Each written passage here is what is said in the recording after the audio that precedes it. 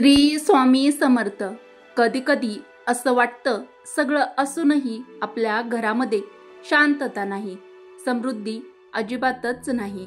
रोज भांडणं, त्रास आणि अडचणीच अडचणी. कधी विचार केला आहे का, कदाचित आपल्या घरचे देवच आपल्यावर रुसलेले असतील. हो, देवही रुसतो. तो रुसल्याची काही ठराविक लक्षणं आपल्या घरात दिसू लागतात. तर आज आपण या खास व्हिडिओमध्ये जाणून घेणार आहोत देव रुसल्याची 7 स्पष्ट अशी लक्षणं. तर तुमचा पण देव रुसला असेल तर हे बघण्यासाठी हा व्हिडिओ शेवटपर्यंत नक्की पहा, कारण शेवटी मी सांगणार आहे यावरती काय उपाय आहेत ते.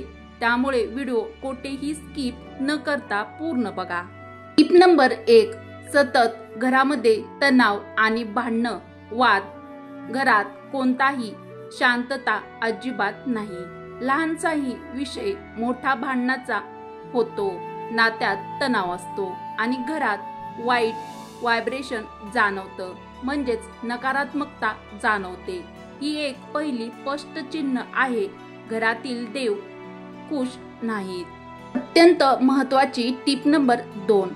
देवघर नेहमी अस्वच्छ किंवा विस्कळीत असणे. तर तुमचे देवघर स्वच्छ ठेवणं हे ईश्वर भक्तीचं पहिलं पाऊल आहे.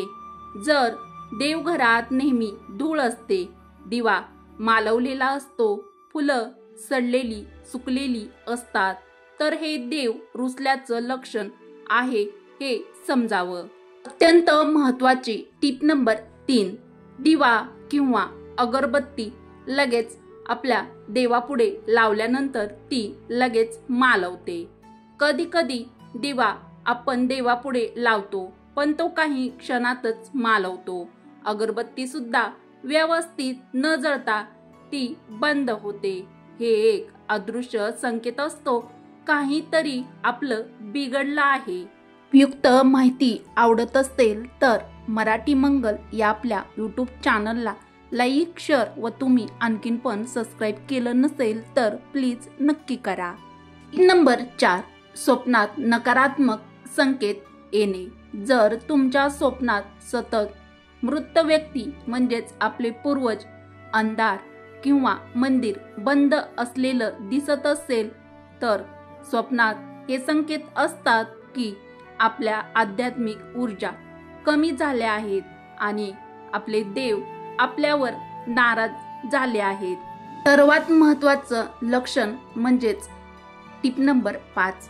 आपल्या घरामध्ये आर्थिक अडचणी व प्रत्येक कामात अडथळे. ज्या घरात देव प्रसन्न असतो तिथं कधीच दारिद्र्य, नैराश्य राहत नाही. जर तुमचं काम सतत अडत असेल, पैसे घरामध्ये टिकतच नसतील आणि उत्पन्न देखील कमी होत असेल तर हा एक गंभीर लक्षण आहे, हे तुम्ही नक्कीच समजून घ्या. अत्यंत महत्वाचं पुढील लक्षण टिप नंबर 6.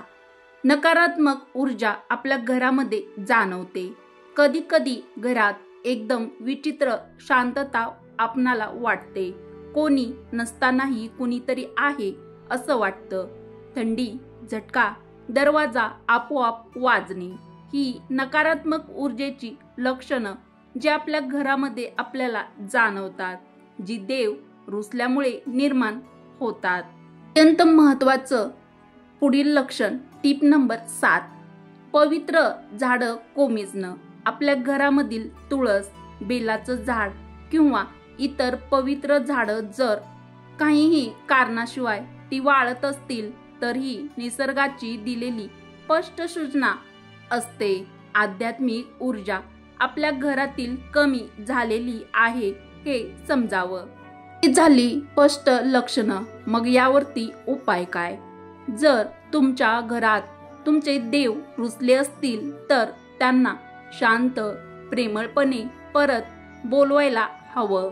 यासाठी आपण आपल्या घरामध्ये हे छोटे छोटे उपाय केले तर आपले रुसलेला देव नक्कीच परत येईल. आपल्या घरामध्ये दररोज देवघर आपलं स्वच्छ, नीटनेटकं, व्यवस्थित ठेवा. सकाळ संध्याकाळ आपल्या देवासमोर दिवा लावा.